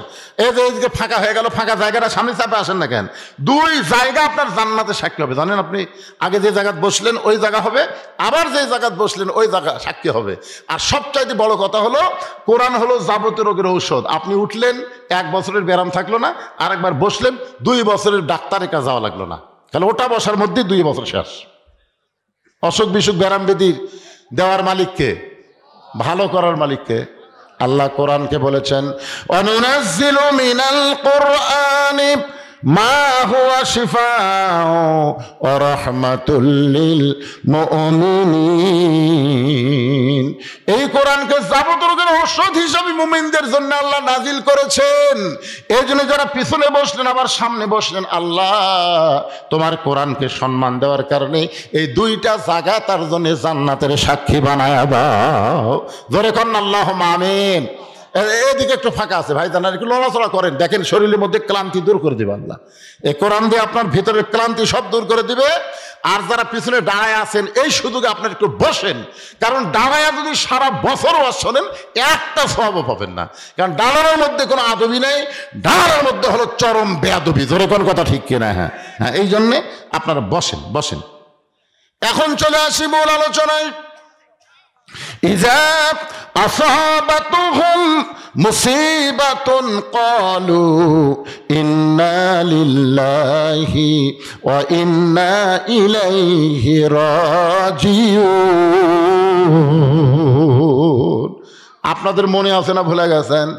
ইদা মানে যখন, আসাবাতুহুম মুসিবা, তোমাদের উপরে বিপদ আপদ মুসিবত আসবে, ক্বালু তখন তোমরা বলবা ইন্না লিল্লাহি ওয়া ইন্না ইলাইহি রাজিউন। ফাতেমা বলে, স্বামী গো, আমি মরে যাওয়ার পর আমার লাশটা খাটনিতে তুলবেন না, কারণ আমি ফাতেমা হিসাব করে দেখেছি আমার খাটনি কান্দে নিবার গেলে 4 জন পুরুষ লাগবে। ধরে কোন কয়জন? আপনারা খাটনি নেওয়ার সময় দেখেননি কয়জন পুরুষ নেয়? ফাতেমা বলতেন, হিসাব করে দেখলাম 4 জন পুরুষ কান্দে নেওয়ার মতন দুনিয়াতে আমার নাই। আমার বাবা যদি জীবিত থাকতো, মরা মেয়ের লাশের খাটনি বাবা কান্দে নিবার পারত। আমার হাসান হোসেন যদি বড় হইতো, মায়ের লাশের খাটনি কান্দে নিবার পারত। কিন্তু 6 মাস আগে আমার বাবা দুনিয়া থেকে বিদায় নিয়েছে। আমার হাসান হোসেন এত ছোট, মায়ের লাশের খাটনি কান্দে নিবার পারবে না। ওগো স্বামী, আপনি শুধু আমাকে কান্দে করে ওই জান্নাতুল বাকির পূর্ব কোণায় সবুজ রঙের একটা বাতি জ্বলবে, ওই বাতি বরাবর আমাকে দাফন করবেন। আপনি যদি আমাকে দাফন করতে কষ্ট পান, আমার কবর খুঁড়তে যদি আপনার কষ্ট হয়, তাহলে আপনার একান্ত বন্ধুকে বলবেন সে যেন গোপনে ফাতেমার কবরটা খনন করে দেয়। দুনিয়ার কোনো মানুষ যেন ফাতেমার কবরের খবর না পায়। হযরত আলী কাঁদতে কাঁদতে আবু যর গিফারের জানলার কাছে, আলীর বন্ধু হচ্ছেন আবু যর, ওই জানলার কাছে ছোট বাচ্চার মতন ফোঁপায় ফোঁপায় কাঁদতেছে। আবু যর গিফারি চমকে গেল, এই গভীর রাত্রে আমার জানলার কাছে কে কান্দে? দরজা খুলে বাইরে এসে দেখি পৃথিবীর শ্রেষ্ঠ বীর হযরত আলী ছোট বাচ্চার মতন কাঁদতেছে। আবু যর গিফার বলে, আলী ভাই, জীবনে কত যুদ্ধ গেলাম আপনার সঙ্গে, কোনো যুদ্ধে আপনাকে পরাজিত হয়ে কাঁদতে দেখি নাই। হযরত আলী কোনো যুদ্ধে পরাজিত হয়নি। জোরে কান কি হয় নাই? কিন্তু আজকে আমার জানলার কাছে এমন করে কেন কাঁদতেছেন? আপনার জীবনে এমন কি যুদ্ধ, যেই যুদ্ধ পরাজিত সৈনিকের মতন আপনি কান্দেন? আলী বলতেছেন, আবু যর, জান্নাতুল বাকির পূর্ব কোণায় একটা কবর কর। আবু যর গিফারি বলে, আলী ভাই, এখন পর্যন্ত দুনিয়ার কেউ মৃত্যুবরণ করে নাই, মানুষ না মরলে কেন কবর খুঁড়ব? আর দিনের বেলা কি কবর খোঁড়া যাবে না? রাতের বেলা কেন কবর খুঁড়ব? আলী বলতেছে, আবু যর, একজন পর্দানিশী গভীর রাত্রে দুনিয়া থেকে বিদায় নিবে, সেই পর্দানিশ ওসিয়ত করেছে এই রাতের বেলায় তাকে দাফন করা লাগবে। আবু যার গিফার বলে, আলী রে, সেই পর্দানিশী কে, তার কি নাম তোমার মুখস্থ নাই? আলী বলতেছে, আবু যার, 6 মাস আগে আমার হাসান হোসেন নানা হারাইছে, 6টা মাস আগে আমার হাসান হোসেন নানা হারাইছে। আজকে গভীর রাত্রে আমার কলিজার টুকরা সন্তান তাদের মা হারাবে। কয় মাস আগে নানা মারা গেছে, কয় মাস? 6টা মাস হলে নবী বিদায় নিয়েছে। হাসান হোসেন যাকে পায় তাকে কয় আমার নানাকে দেখছে, আমার নানাকে দেখছে। প্রত্যেকটা সাহাবী যখনই বলে নানাকে দেখছে, সাথে সাথে চোখ ধরে চলে যায়। কারণ কি? রাসূল বলেছেন আবু বকর, আমার হাসান হোসেন যতদিন আমাকে নানা নানা বলে খুঁজবে, ততদিন আমি কোন জায়গায় আছি এটা যেন তোমরা বলে না দাও। কারণ আমি হাসান হোসেনকে এত ভালোবাসি, এরা 2 ভাই যদি আমার রওজার পাশে গিয়া নানা নানা বলে চিৎকার দেয়, আমি নবী আর ঘুমায় থাকতে পারবো না, আমার ঘুম ভাঙ্গে যাবে। আপনার বলেন তো, আমাদের নবী কি মরে আছে? এই জন্য আমরা সকলেই গজল গাই, ইসলামের আলো জ্বলায়া দিয়া নবী ঘুমায়া আসেন সোনার মদিনায়। এই গজল গাইলে গুনাহ হবে? তাহলে সবাই একটু প্রাণ দিয়া মহব্বত দিয়ে সবাই একটু বলবেন, ইসলামের পতাকা উড়ায়া দিয়া নবী শুইয়া আসেন সোনার মদিনায়। আবু যার বলতে, আলী ভাই, নানা চলে গেছে 6 মাস আগে, তোমার 2টা সন্তানকে তুমি সামাল দিবার পারতেছ না। আজকে রাত্রেবেলা যদি মা চলে যায়, তাহলে তোমার 2টা সন্তানকে তুমি কেমনে সামাল দিবা? আলী বলতেছে, আবু যার, পরের কথা পরে চিন্তা করা যাবে, যা একটা কবর কর। আবু যার গিফারি কোদাল নিয়ে জান্নাতুল বাকির পূর্ব কোণায় গিয়ে দেখে সবুজ রঙের একটা বাতি জ্বলতেছে, যেই বাতির কোনো তার নাই, যেই বাতির কোনো সুইচ নাই, বিনা তারে বিনা সুইচ আমার আল্লাহ তাআলা অটোমেটিক একটা বাতি জ্বলাওয়া দিছে। সুবহানাল্লাহ কন্যা ঘাট মনে মনে খুশি হন যে অন্ধকার কবরে যাবেন, জানলা নাই, দরজা নাই, বালিশ নাই, বিছানা নাই, অন্ধকার কবরে কেমনে থাকবো? বিনা তারে যদি আল্লাহ বাতি জ্বালাবার পরে আমাদের কবরে আল্লাহ বাতি জ্বালায় দিবে। জোরেকান কথা ঠিক কিনা কথা বলেন? কি মনে করতেছেন আপনার কবর কবর হবে না ভাই? আপনার কবর হবে জান্নাতের বাগান। জোরেকান কিসের বাগান? আবু যার গিফারি তাকায় দেয়, কে রে, তার নাই, সুইচ নাই, বিনা তারে কে বাতি জ্বালাইলো? বাতির নিচে গিয়ে দেখে বাতির আলো গোলাকার হয়ে পড়ে নাই, বাতির আলো 4 কোণা হয়ে পড়ছে। 4 কোণা বোঝেন? আলো কিন্তু এটা গোলাকার, যেখানে আলো পড়ছে গোলাকার হয়ে পড়ছে, কিন্তু ওই বাতির আলো 4 কোণা। ওই 4 কোণার মধ্যে আবু যার গিফারি কোদাল দিয়ে কবর খুঁড়তেছেন আর বলতেছেন, কবর রে, তুই কি বলতে পারিস দিনের বেলা কবর না খুঁড়ে এই গভীর রাত্রে কেন কবর খুঁড়তেছিস? কবর রে, তুই কি বলতে পারিস তোর মধ্যে একজন মহিষী নারীকে আজকে রাখা হবে, নবীর মেয়ে হওয়ার পরেও নবী তাকে মা বলে সম্মান দিয়েছে। আপনারা আমার কথা মনে হয় বোঝেননি। নবীর মেয়ে হওয়ার পরেও নবী তাকে কি হিসাবে সম্মান দিয়েছে? মা আয়েশা বলতেছেন, ইয়া রাসূলুল্লাহ, ফাতেমা হলো আপনার মেয়ে, কিন্তু আপনি এত সম্মান করেন, মাঝে মধ্যে আমারই রাগ হয়। আপনার মেয়ে ঘরের মধ্যে আসলে আপনি খাড়া হন, আপনার মেয়ে আপনি ঘরের মধ্যে ঢুকলে আপনি নিজেই সালাম দেন, মেয়ে সালাম না দে আপনি সালাম দেন।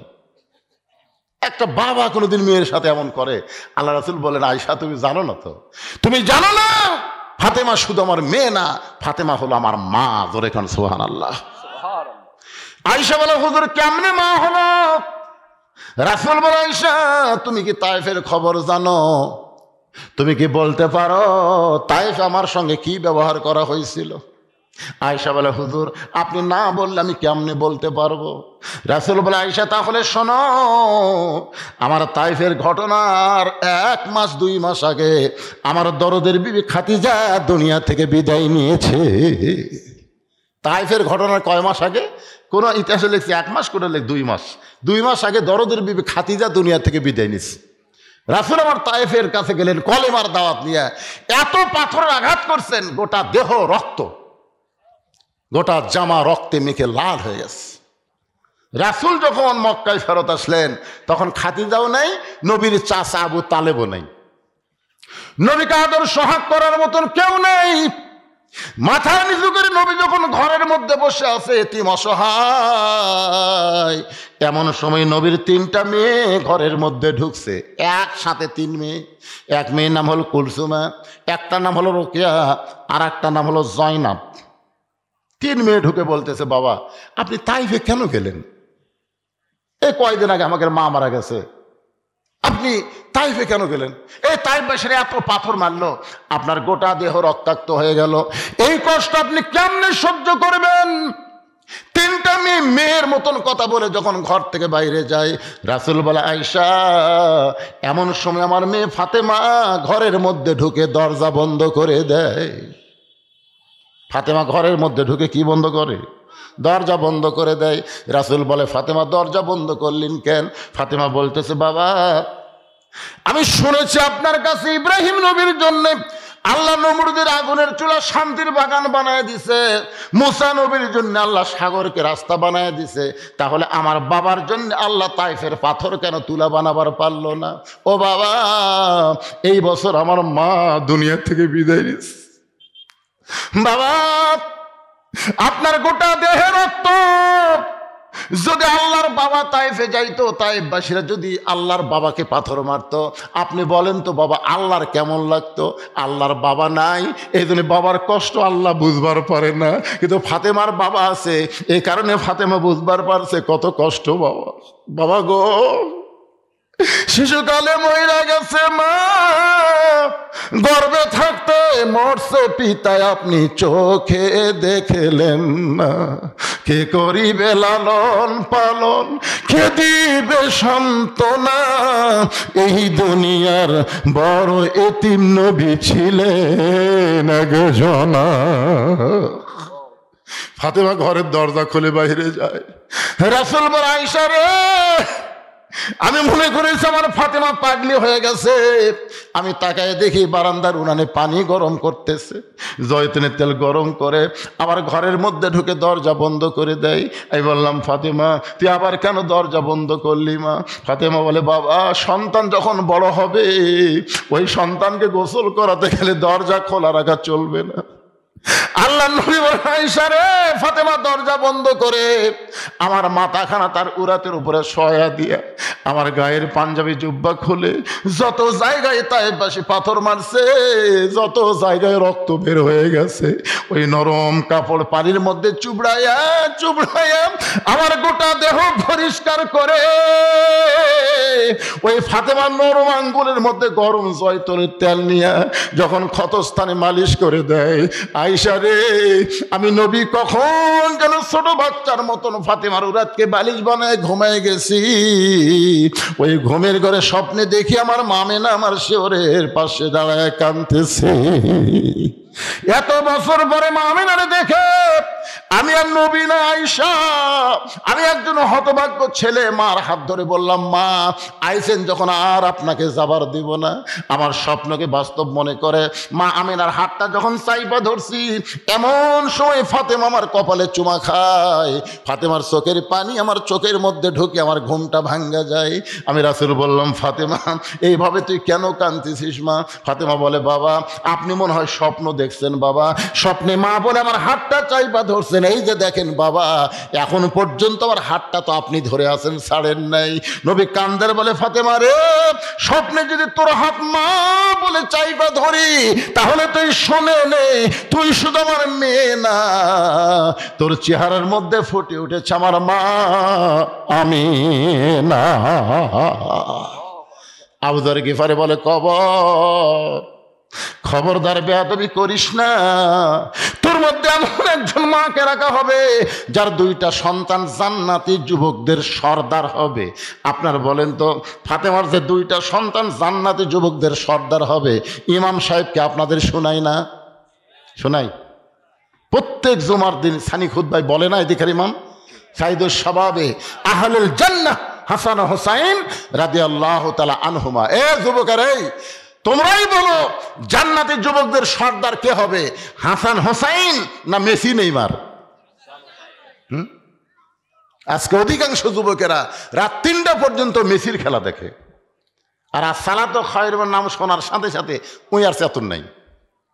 মসজিদের কালেকশন, মসজিদের উন্নয়ন, 2-4টা বুড়া মানুষ মসজিদে গিয়ে নামাজ পড়লে হবে না, যুবকদেরকে নামাজি হওয়া লাগবে। যেরকম কথা ঠিক কথা বলেন, কারণ একমাত্র নামাজই পারে, একমাত্র নামাজ। ইন্না সালাতা তানহা আনিল ফাহশাই ওয়াল মুনকার, একমাত্র নামাজই পারে মানুষকে যাবতীয় খারাপি থেকে বাঁচাই দিতে। আপনারা বলেন তো, বুড়ার হাতে মোবাইল না যুবকের হাতে মোবাইল? এখন এই যুবকেরা রাত্রে মনে করতেছে বাপ ঘুমাচ্ছে, মা ঘুমাচ্ছে, জানলা দরজা বন্ধ করে এখন কম্বল, শীতের দিন কম্বলের তলে নিয়ে অশ্লীল ভিডিও দেখতেছে। কি ঘুমাইছে? কে ঘুমায়নি? আর কনা ওই তো বাপ ঘুমাছে, মা ঘুমাছে, জানলা বন্ধ, দরজা বন্ধ, কে দেখবি রে? আর যদি 5 ওয়াক্ত নামাজে হয়, আপনারা বলেন তো 5 ওয়াক্ত নামাজ পড়ে এই ছেলে কোনোদিন মেসি নেইমারের সাপোর্টার আছে? কথা বলেন ভাইরে, একটু কথা বলেন। আপনাকে এলাকার 5 ওয়াক্ত নামাজ পড়ে এরকম কোন ছেলের গায়ে আর্জেন্টিনার জার্সি দেখছেন? না। এদের শালারা খালি ফুসকা মারে, জুমার দিনে শেষে আগে যায়, ওই শালারাই গাওয়াত দেয়।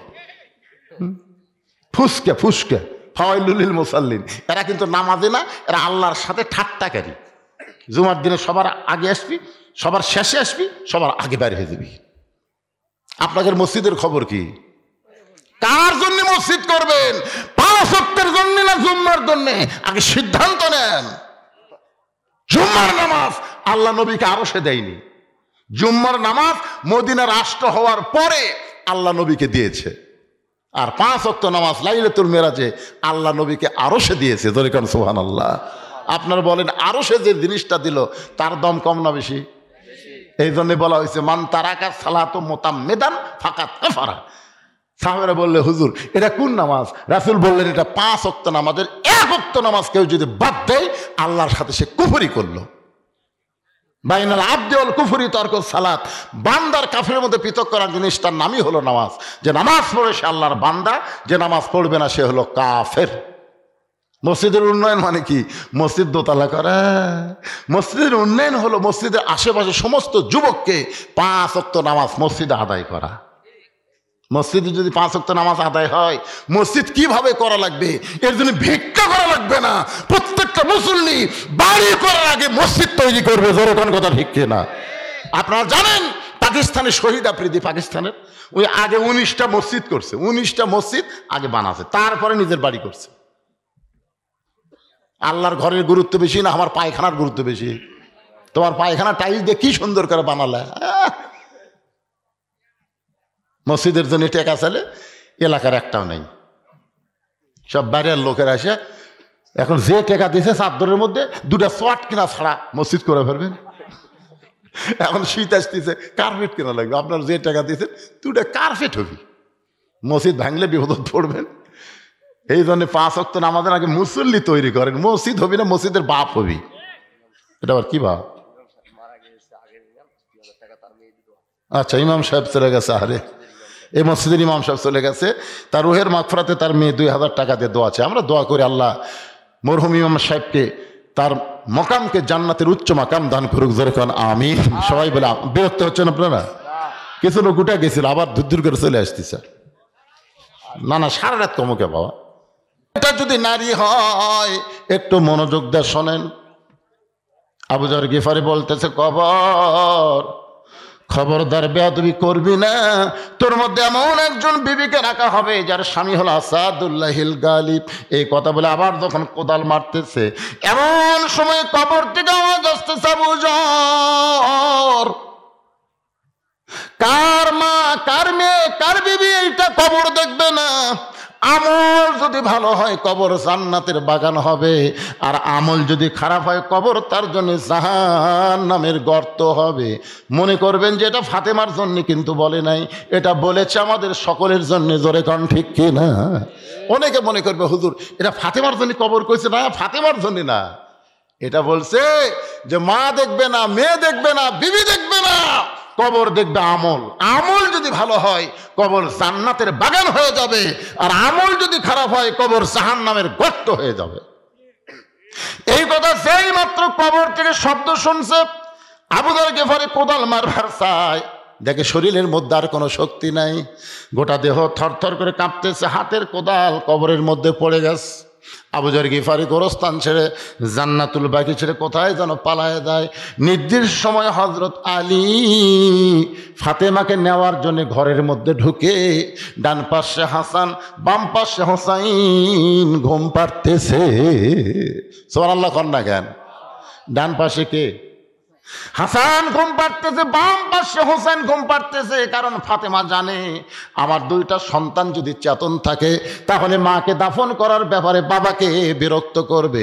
এদের দুইটা সন্তানকে ঘুমায় দিয়ে হযরত আলী লক্ষ্য করে দেখে ফাতেমা নিজেই নিজের গোসল করেছে, নিজে নিজের কাফনের কাপড় পরে দুইটা হাত শুধু দুইটা সন্তানের বুকের উপর দিয়া চিরতরে দুনিয়া থেকে বিদায় নিয়েছে। আমার মায়েদের জন্য বলতেছে, মা ফাতেমাকে দুনিয়ার কেউ গোসল করায় দেয় নাই, নিজের গোসল নিজেই করেছে, নিজের কাপড়ের কাপড় নিজেই পরেছে। মা খাদিজা বলতেছে, ফাতেমা যখন আমার দুনিয়াতে ভূমিষ্ঠ হলো আমি কোনো প্রসব বেদনা পাই নাই, আমার কোনো কষ্ট হয় নাই। ফাতেমা আসার পরে তাকায় দেখি ফাতেমা দুইটা হাত দিয়া তার নিজের ইজ্জত পর্যন্ত ঢেকে ধরেছে। আমি মা হইয়াও কোনোদিন ফাতেমার ইজ্জত দেখতে পারি নাই। জোরে বলো সুবহানাল্লাহ। অকরনা ফি বুয়ুতিকুন্না ওয়ালা তাবাররুজনা তাবাররুজাল জাহিলিয়াতিল উলা। নারী কর্মীর এক নম্বর আমল হলো আল্লাহর ফরজ আইন পর্দাকে মেনে চলা। জোরে কোন কথা ঠিক কিনা? পর্দা যদি না থাকে মা, আপনি যতই নামাজ পড়েন রোজা করেন, একটা ইবাদত আল্লাহর দরবারে কবুল হবে না। এক নম্বর নারী কর্মীর আমল হলো পর্দা। জোরে বলেন নাম কি? হযরত আলী ফাতেমাকে কাঁধে করে নিয়ে ওই জান্নাতুল বাকির পূর্ব কোণায় গেছে। আবু যর ফাতেমার কবর ত্যাগ কর।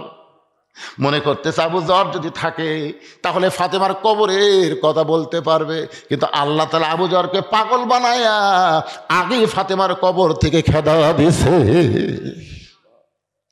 নিজের হাতে হযরত আলী ফাতেমাকে দাফন করে গভীর রাতে আল্লাহকে বলতেছে, আল্লাহ আমার বিবি ফাতেমা, আল্লাহ তোমার এক নম্বর কর্মী ছিল, তোমার পর্দাকে এমনভাবে গ্রহণ করেছিল, আমি স্বামীর কাছে চাইছে গভীর রাত্রে তাকে দাফন করলাম। আল্লাহ শুধু পর্দার জন্য সে জানাজা নেয় নাই, পর্দার জন্য খাটনিতে চলে নাই। আমি স্বামী হইয়া তার জন্য দোয়া করি, আল্লাহ গো ইসলামের এক নম্বর নারী কর্মী রে তুমি কবুল করে নাও। এই কথা যেই মাত্র হযরত আলী আল্লাহকে বলেছে, তাকে দেখে সামনে কয়েকটা পুরাতন কবর দেখা যায়। এই মাত্র ফাতেমাকে কবর দিল, সেই নতুন কবর আর নাই। শুধু পুরাতন কবর, নতুন কবর কোথায়? গোটা জান্নাতুল বাকি হযরত আলী দৌড়ায় বলে, ফাতেমার কবর এখনই কবর দিলাম, সেই কবরটা গেল কোন জায়গায়? কে যেন ডাকতে বলে, আলী রে তুমি স্বামী হইয়াও যদি কিয়ামত পর্যন্ত খোঁজো ওই ফাতেমার কবর আর তুমি দেখতে পাবা না। আমি আল্লাহ জোহরা ডিগ্রি দিয়া ফাতেমার কবরটাকে কিয়ামত পর্যন্ত পর্দা করে দিয়েছি। আমার মায়েরা শোনেন, আজকে যদি আপনার ফাতেমার মতন পর্দানিশী হন, আপনাদের পেটের মধ্য থেকে যে বাচ্চা হবে, এই বাচ্চা কি হবে? ইসলামী আন্দোলনের কর্মী হবে। আপনার বলেন তো কোনো মেয়ে মানুষ বলবে যে আমি সিজার কর্ম কে রে? সিজার কি মেয়ে মানুষ করে না মরদ করে রে? কে রে লাড়িয়া সাড়িয়া তোমার পেট কাটবি, মরিয়া যামরে, তাও পর পুরুষ আমার পেটের উপর হাত দেখ, এটা আমি চাই না, মরিয়া যাবো, এরকম নিয়ত করা লাগে মায়েদেরকে। আল্লাহ তাআলা আগেকার দাদি নানি একটাও সিজার করা লাগেনি, বাচ্চা হয়নি। কথা কর না কেন? আর এখনকার মরদ গাছে শোনেন, আমি তিনটা কথা বলি। এক নম্বর কথা হলো, বাংলাদেশের কোনো ডাক্তার তার বউকে সিজার করায় না। আমার এলাকার যত ডাক্তার, ভালো ডাক্তার, এবার পল্লী ডাক্তারের কথা আমি বলতেছি না, ভালো doctor, MBBS doctor, FCBS doctor, FRCS doctor, কোনো তাদের সন্তান সিজার করা হয়নি, কারণ ডাক্তার বলে সিজার করলে সন্তানেরও ক্ষতি, মায়েরও ক্ষতি। এদিন ডাক্তারের বউয়ের সিজার লাগে না। পীরের বউ কোনোদিন মুরিদ হয় না, কথাটা খেয়াল করবেন। পীরের বউ কোনোদিন মুরিদ হয় না, কারণ বউ জানে আমার পীর 1 নম্বর লুচ্চা, মাঝে মধ্যে মুরিদের বউয়ের দিকে চোখ মারে। আর একটা কথা শোনেন, মৌলবীর বাড়িতে কোনোদিন মিলাদ হবি না, মৌলানার বাড়িতে কিন্তু মিলাদ হয় না। এরা পরের বাড়িতে পড়ায়, নিজের বাড়িতে হয় না। তাহলে আমি কয়টা কথা বললাম? 1 নম্বর হলো ডাক্তারের বউয়ের সিজার লাগে না, 2 নম্বর পীরের বউ মুরিদ হয় না, আর মৌলবীর বাড়িতে মিলাদ লাগে না। হ্যাঁ,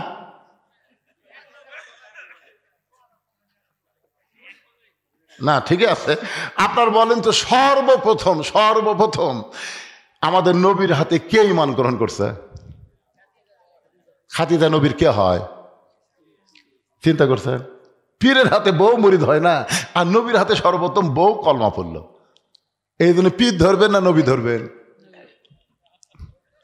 পীরের মধ্যে গোঁজামিল আছে ভাই, কিন্তু নবীর মধ্যে কোনো গোঁজামিল নাই। এই জন্য আল্লাহ বলেছেন আতিউল্লাহ ওয়া আতিউর রাসূল।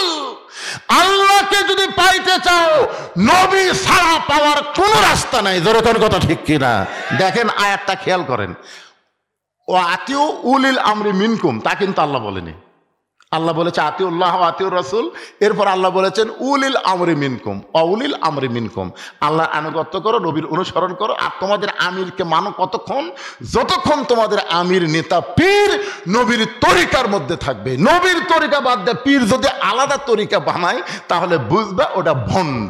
জোরে কেন? ওটা কি? আরো জোরে, জোরসে বলুন। এই আপনারা ইমামকে কতক্ষণ মানবেন? ইমাম যতক্ষণ নবীর তরিকা মোতাবেক নামাজ পড়ায়। ইমাম যদি 4 রাকাত 3 রাকাত করে মানবেন? পীরকে কতক্ষণ মানবেন? পীর যতক্ষণ নবীর তরিকার মধ্যে আছে। নবীর তরিকা বাদ দেওয়া আলাদা তরিকা বানাচ্ছে। আমার দয়াল বাবার দরবারেতে কেউ ফিরে না খালি হাতে। মানবেন? আর নবীর তরিকা মোতাবেক যদি জিকির করে, তাহলে কি বলা লাগবে? আমার দয়ার আল্লাহর দরবারেতে কেউ ফিরে না খালি হাতে। আল্লাহ আল্লাহ আল্লাহ। কোনটা করবেন, বাবা না আল্লাহ? আমাদের বাংলাদেশে এই বাবারা ইসলামী আন্দোলনের বিরোধী। ধরে কোন কথা ঠিক কিনা? সর্বশেষ কথা, ইন্না লিল্লাহি ওয়া ইন্না ইলাইহি রাজিউন। সবচাইতে বড় বিপদ, এই কোরআনের আইন বাংলাদেশে চালু হোক, এটা 3 শ্রেণীর লোক বিরুদ্ধচারণ করবে। কয় শ্রেণীর? এরা চাবে না, এরা কোনো সময় চাবে না যে বাংলাদেশ আল্লাহর কোরআন দিয়ে চলুক। আপনার দেখেন তো আপনার এলাকাতে 3 শ্রেণী আছে কিনা। 1 নম্বর হলো ফেরাউনি গোষ্ঠী। আবু জেহেলের শাসন যারা চায়, তারা কোরআনের শাসন কোনোদিনও চাবে না। জোরে কোন কথা ঠিক কিনা? এখন আপনারা দেখেন তো এরকম কেউ আছে কিনা। 2 নম্বর হলো পুঁজিপতি, যারা সুদ খায়, সুদ ভিত্তিক সমাজ চায়, তারা কোনোদিন যাকাত ভিত্তিক সমাজের পক্ষে থাকবে না। জোরে কোন ঠিক কিনা? কোরআনে আইন চালু হলে সুদকে কবর দেওয়া হবে, যাকাত দিয়ে অর্থনীতি চলবে। জোরে কোন কথা ঠিক? কথা বলেন ভাই। তাহলে কয়টা গেল? আর একটা হলো ধর্ম লিয়া যারা ব্যবসা করতেছে। বাবার দরবার আছে না নাই? ওরা কোনোদিনও চাবে না যে কোরআন দিয়ে বাংলাদেশ চলুক, কোরআন দিয়ে রাষ্ট্র চললে একটা ভণ্ডের দরবার থাকবে না। জোরে কোন কথা ঠিক করে বলেন। এরা লাঠি লিয়া হোক, টেকা দিয়া হোক, যেভাবেই হোক, এরা আগামীতে কোরআনের বিরুদ্ধচারণ করবে। আপনার এলাকা তো আছে, দেখবেন। আবু জেহেলের নেতৃত্ব যারা চায়, মুহাম্মদ সাল্লাল্লাহু আলাইহি ওয়াসাল্লামের নেতৃত্ব যারা চায় না, তারা কোনোদিন কোরআনে আইনও পাবে না। আল্লাহ পাক আজকে এই বিশাল মাহফিল যারা কষ্ট করে, খুব খাটাখাটনি করে, টপ করে নেওয়ার পড়তেছে, এরপরেও আল্লাহর যে সমস্ত বান্দাদেরকে শেষ পর্যন্ত আল্লাহ কবুল করেছেন, আমি আপনাদের নিয়ে একটা মোনাজাত করব। কি লাভ দিয়ে উঠলেন কেন এই 2-3 জন? না না না, আপনারা কি মনে করতেছেন এই মোনাজাতের দাম নাই? এটা অনেকেই পছন্দ করে না। আপনারা কি সেই গ্রুপ আছেন? হ্যাঁ, না না না, মোনাজাতের নাম হলো মাথারে পাগল। মাথা যদি না থাকে, হ্যাঁ, এই যে মাথা ছাড়া মজিবর, এরা জানে। ও শোনেননি মাথা ছাড়া মজিবর? হ্যাঁ, শেষে হবেন মাথা ছাড়া। হ্যাঁ, এই জন্য আমরা সবাই মোনাজাত আর দোয়া মুখলিবাত, আমরা সবাই মোনাজাত করব। যারা কষ্ট করে মেহনত করে আজকের এই জান্নাতের বাগান লাগাইছে, আল্লাহ পাক সকল কি কবুল করুক। আস্তাগফিরুল্লাহ পড়েন, আস্তাগফিরুল্লাহ আস্তাগফিরুল্লাহ রব্বি মিন কুল্লি জামমি ওয়া তুবু ইলাই লা হাওলা ওয়ালা কুওয়াতা ইল্লা বিল্লাহিল আলিয়্যিল আযীম। আল্লাহুম্মা সাল্লি আলা মুহাম্মাদ, আল্লাহুম্মা বারিক আলা মুহাম্মাদ, আল্লাহুম্মা সাল্লি আলা সাইয়্যিদিনা মুহাম্মাদ। বাজার মোনাজাত করে দিল। আল্লাহুম্মা আমিন। আল্লাহুম্মা আনতাস সালাম ওয়া মিনকাস সালাম তাবারাকতা ইয়া যাল জালালি ওয়াল ইকরাম। আল্লাহ টপ টপ করে নিয়ত পড়তেছে, আল্লাহ তোমার বান্দারা শীতের ভিতর আরামের বাড়ি ঘুমকে বাদ দিয়া কোরআন হাদিসের মহব্বত নিয়ে এই জান্নাতের বাগানে বসে বসে কোরআন হাদিস আলোচনা শোনার শেষে আমি গুনাহগারের সঙ্গে রহমতের দরজায় ফকির হয়ে দোকানে হাত তুলেছি। আল্লাহ মেহেরবানি করে আজকের মাহফিল আমাদের সকলের হিদায়াতের জন্য, নাজাতের জন্য, জান্নাতের জন্য আল্লাহ কবুল করো।